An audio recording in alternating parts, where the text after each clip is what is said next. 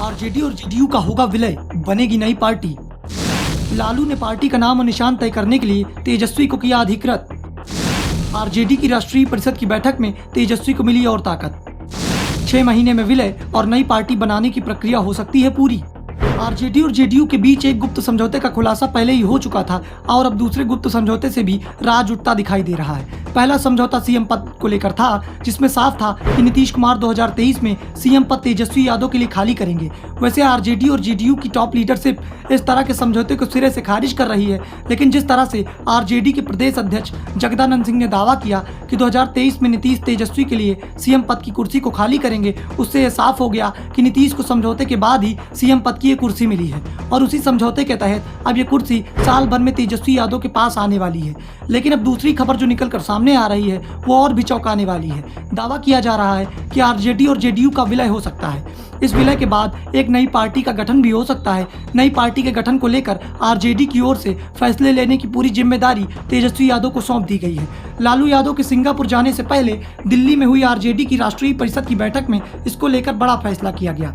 Party के राष्ट्रीय अध्यक्ष लालू यादव ने पार्टी के नाम और सिंबल को बदलने के सभी अधिकार तेजस्वी यादव को सौंप दिए हैं। इस मामले में अब सभी फैसले तेजस्वी यादव ही लेंगे। पार्टी नेतृत्व की ओर से भी इस बात के संकेत दे दिए गए हैं कि महागठबंधन में शामिल एक प्रमुख पार्टी का जल्द ही जेडीयू में विलय हो सकता है। पार्टी स्तर पर विलय की बातचीत काफी एडवांस स्टेज तक पहुंच चुकी है और संभवतः 6 महीने के अंदर विलय की यह प्रक्रिया संपन्न हो सकती है। दावा किया जा रहा है कि विलय की प्रक्रिया के बाद कई संभावनाओं पर विचार किया जा रहा है। विलय के बाद पार्टी को नया नाम दिया जाए या फिर आरजेडी अपने पुराने नाम को ही बरकरार रखे। निशान को लेकर बदलाव भी हो सकते हैं। संकेत इस बात के हैं कि आरजेडी और जेडीयू के बीच विलय हो सकता है। वैसे निशाने पर दूसरे दल भी हैं। संभावना इस बात की है कि 2 या 2 से अधिक दलों का एक साथ विलय हो सकता है। आरजेडी की ओर से जो संकेत मिल रहे हैं उसमें कहा जा रहा है कि नई पार्टी का नाम क्या होगा, उसका झंडा और चुनाव चिन्ह दोनों पार्टियों के शीर्ष नेता तय करेंगे। शुरुआत में बातचीत की कमान आरजेडी की ओर से लालू यादव ने संभाल रखी थी, लेकिन उनकी तबीयत को देखते हुए पार्टी ने नाम और सिंबल से जुड़ी ताकतें तेजस्वी यादव को भी दे दी है। नई दिल्ली में हुई आरजेडी की राष्ट्रीय कार्यकारिणी की बैठक में पार्टी के संविधान में संशोधन के प्रस्ताव लाए जाने के बाद ये फैसले लिए गए। बाद में इसे ध्वनिमत से पारित कर दिया गया। आरजेडी का एक गुट जहां आरजेडी और जेडीयू के विलय के संकेत दे रहा है, तो दूसरी ओर ये भी दावा किया जा रहा है कि अभी इस बात की संभावना कम ही है कि नीतीश कुमार विलय के प्रस्ताव को स्वीकार कर ले। पहले भी एक बार इस तरह की कोशिश हुई थी, लेकिन वो असफल दिखाई पड़।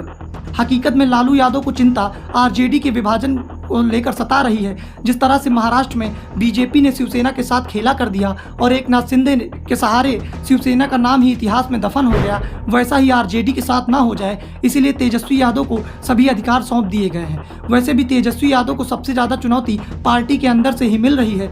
जब तक लालू सक्रिय राजनीति में है तब तक तो परिवार के सदस्य चुनौती नहीं बन सकते, लेकिन लालू के सक्रिय राजनीति से हटते ही आरजेडी में फूट पड़ सकती है। ऐसे में लालू पहले ही तेजस्वी यादव को पार्टी के अंदर पूरे अधिकार सौंप दे रहे हैं। Bureau report, the such India.